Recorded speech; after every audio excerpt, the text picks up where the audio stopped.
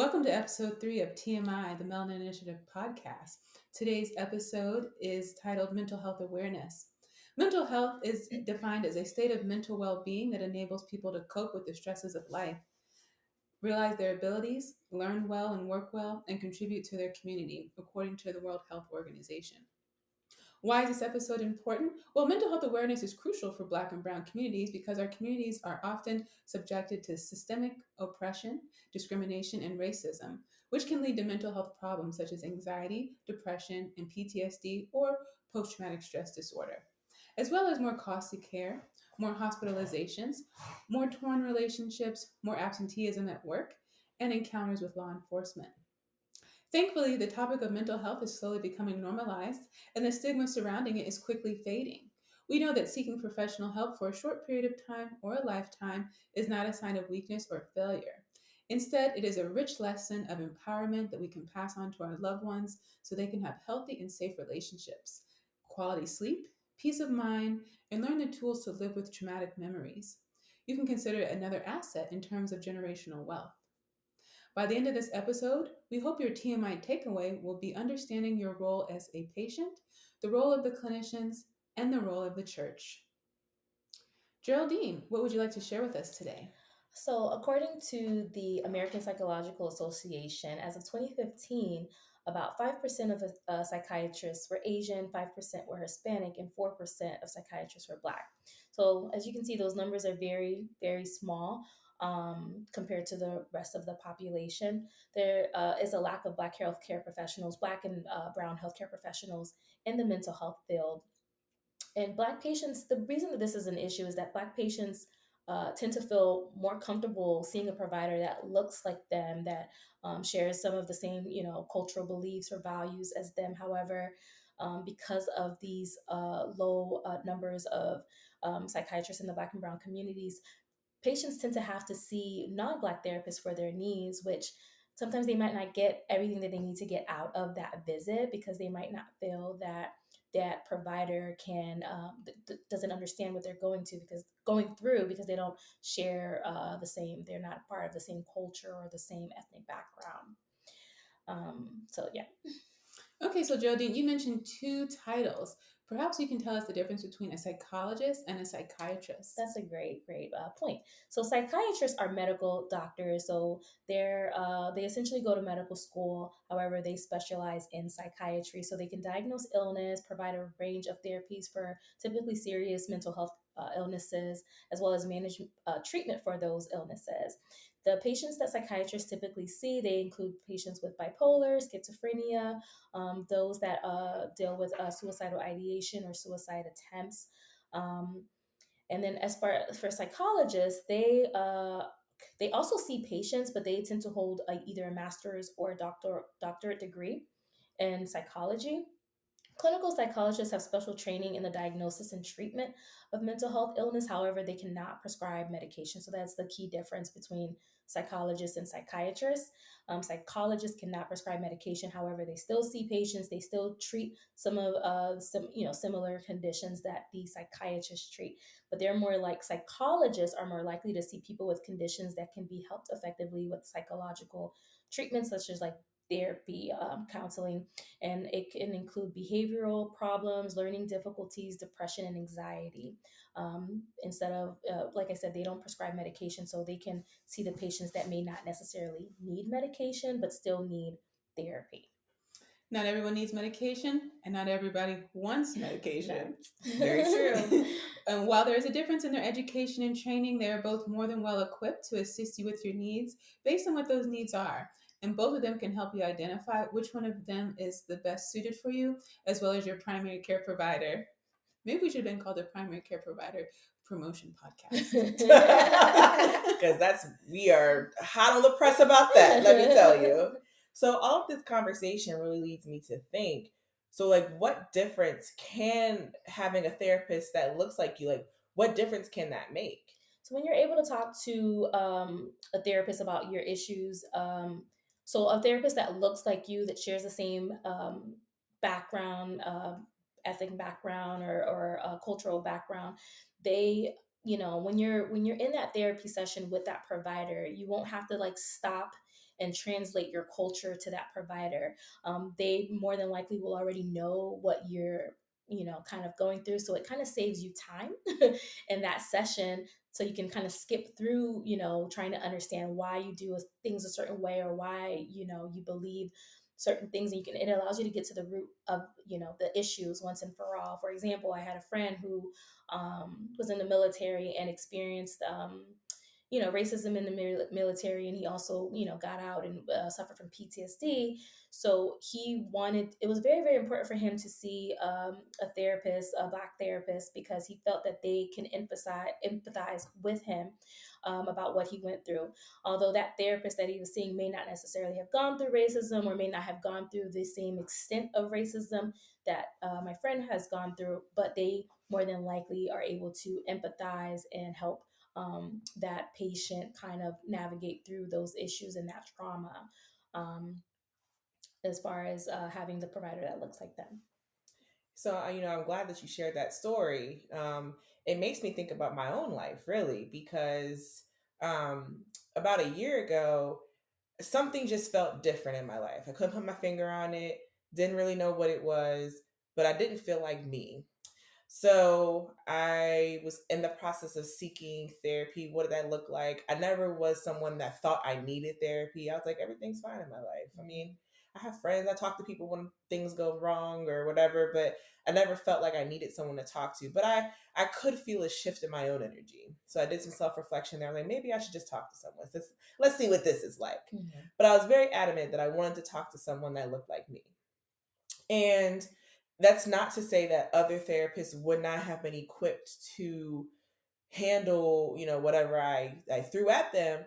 But there was a level of comfort knowing, while everyone's life experiences are different, there are some things that, just being in this world as a Black woman, that another Black woman will just understand. We don't have to talk about it. We don't have to acknowledge it, but we will have the same lived experience because we're Black women in America.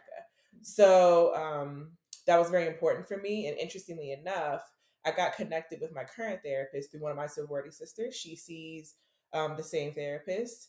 And, everyone has their own journey of finding other therapist that works for them. It just so happened that I met my current therapist and we clicked and it worked. And I could feel comfortable and open to share with her.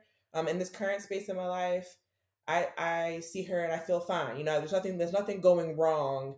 And I just still see her once a month and we catch up. And she's like, "What's new?" And I just tell her all the things that are going on in my life. And that's our hour that we spend together. But it is nice just to talk to someone who doesn't really know me. Yeah. And they don't know anything more than what I shared with them. And they're able to give me objective advice to kind of help me look introspectively and think about things on a day-to-day basis.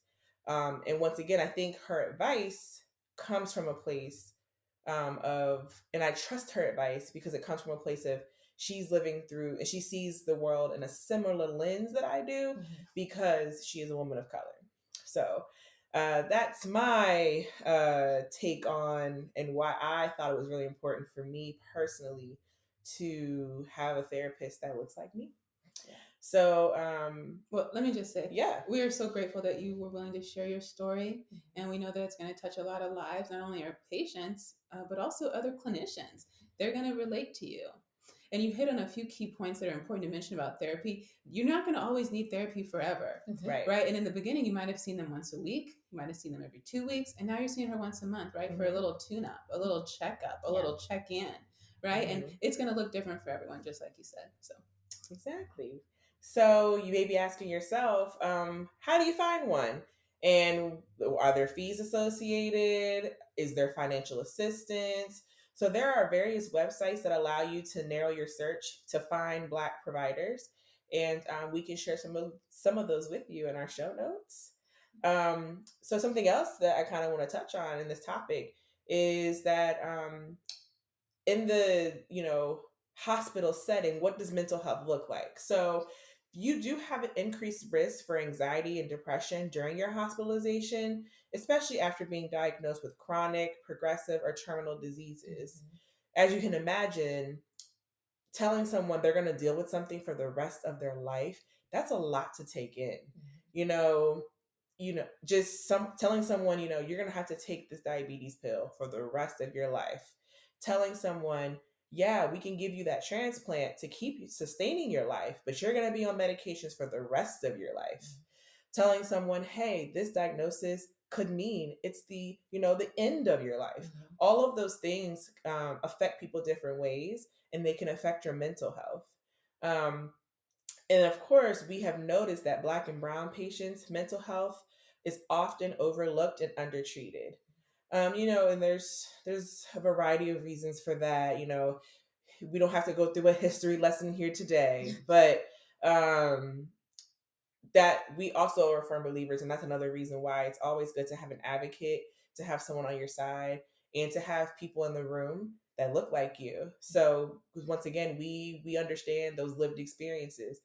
I could tell you many of times where patients have come into the hospital and maybe especially Black and Brown patients have come in and they were deemed aggressive or unruly or non-compliant. That's the word we like to use. Yep. But when we really took a deep dive into it and did some reflection, it's not so much that they're non-compliant, it's that they are in a space in their life where they have to choose between food and medicine. And food's going to win every time. Maybe they are the sole provider in their family and they're worried about making sure their kids have clothes for school or shoes or supplies, and taking care of themselves is the last thing they want to do. But unfortunately, they ended up in the hospital. We're taking away their money because they got to go to work, and all they're worried about is getting to work, and they don't really want to hear that their blood pressure is 200 over 106, and they're like, I hear you, but I got to go to work. So to you, they're coming off aggressive, they're not compliant, they don't want to do what you want them to do. But really the bottom line of that is that their mental health is taking a toll on, or it's being reflected in their life environment.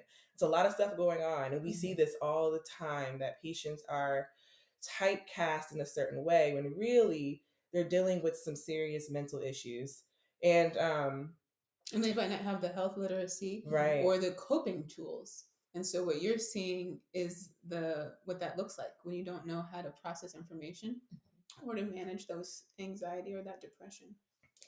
So, what steps can clinicians take to recognize mental health needs in their patients? I think step one is just to sit and talk to your patient.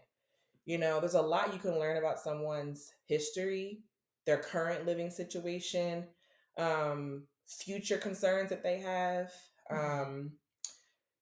Just you have to sit and communicate and talk with your patient. Look at their body language. There's a lot someone can tell you without saying a word. If they're withdrawn, if they ask you questions and they don't open their eyes, they're under their covers, they want the lights off all the time, that's saying something without saying anything at all, right? So it may take the time where you're like, is it okay if I turn the lights on? I'm going to come sit next to you. Tell me what's going on. Why are you feeling this way? Of course, they may be they tell you they came in for abdominal pain. But what really it is undiagnosed depression. But we're not worried about that, right? We ran the CT scan. we can't find any issue with the abdominal pain. But that abdominal pain is real to that patient, right? But we didn't consider that maybe there was a mental health diagnosis that's contributing to that pain. And then we, as clinicians, need to listen to understand instead of listening to respond. So while the patient's talking, we can't be thinking of the response in the middle of their discussion. We have to really listen and understand what they're saying. Try not to read into it too much. Take their word for face value. And really show them that you care, and that their mental health isn't their mental health. We have to treat their mental health just as seriously as their physical health, because they're all combined in one. So if you're physically healthy but you're not mentally healthy, that could pose challenges. But if you're and then the same as the opposite. So if you're mentally healthy but you're not physically healthy, that could pose some challenges for you. So we want to make sure that you're well in all areas of your life. And so the American Psychological Association is a great resource both for patients and clinicians. For patients, what we really love about that site is you can be very specific and use different filters on the kind of clinician that you want in terms of counseling, down to race, gender identity, location. It gets very, very specific. So we highly recommend that for patients. And then for clinicians, they do have resources for continuing education, webinars, and they're all free. We know the biggest barrier to doing what Alicia said, sitting down, talking to our patients, and taking the time to do these continuing education credits is time. It's our biggest barrier as clinicians. But if we want to see different outcomes, we have to do different things. And you can always just table it for when you have to do the continuing education credits. Just make sure we put them at the top of your list on things to address. But a lot of these you can do while you're doing other things with your hands. I always say, because you can listen to it, there's audio. Do it on the toilet, do it when you're waiting in line, do it while you're driving, cleaning, cooking, charting, walking. Your ears are free most of the time. And so that's what I do. I take advantage of those. And so we encourage you to look for those opportunities when your ears are available. So, Kimberly, during our introduction, we talked about how can religion play into your mental health, especially in the Black and Brown communities? So we know that in communities of color, religion is a huge barrier to not only accepting that there is an issue, but seeking help, particularly professional help, clinical medical help, because I think we're pretty good at seeking spiritual help and spiritual guidance, but sometimes we find that that is not enough. And so, what we want to take the time out in this episode to emphasize is that our psychological health is just as important as any other organ. We are comfortable seeing specialists for heart disease, diabetes, vision impairment, and yet for some reason we still struggle with seeing someone for our mental health. Individually, we have to understand we are responsible for our health. Having a healthcare provider help manage parts of your mind or body does not eliminate the need to still have someone or community care for your spiritual body.